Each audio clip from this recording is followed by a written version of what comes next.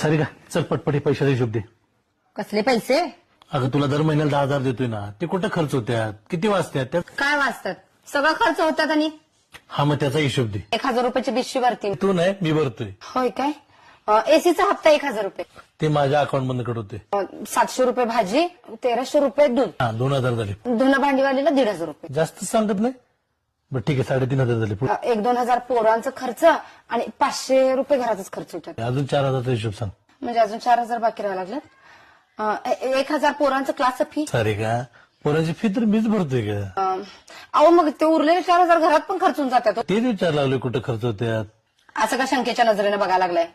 तुमच्या त्या काय 4,000 मी बंगला बांधणार आहे? दर महिन्याला काढून ठेवलीस ते पैसे आणून दे. जा झाले खर्च.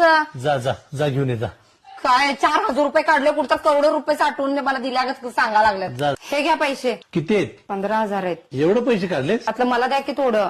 माझेच तर पैसे आहेत ते. चोरलेलं जाईल माझं. ते जर पैसे चोरीचे असतील ना, मग तुमच्या घरात इथं धुणं भांडी लोटून फरशी सगळं स्वयंपाक बिपाक तुम्हाला करून घालते, मग त्याचा पण मला पगार देत जावा. लयशा आणेस. नाही मारणार मी इथनं पुढे पैसे. मला पण आहे सेल्फ रिस्पेक्ट. हे घे ठेव जा. कुठे गेला जा सेल्फ रिस्पेक्ट? सेल्फ रिस्पेक्टचा काय विषय आहे? आता तुमचे पैसे ते माझेच पैसे आहेत ना, आणि मी केवढं कष्टानं साठवलोय ते पैसे माझा जीव मारून. आणि काय हो, मला परत हिशोब विचारायचा नाही काय? उरलेला पैसे काय मी नेऊन देतोय काय कुणाला? आपल्या घरासाठीच वापरतोय ना.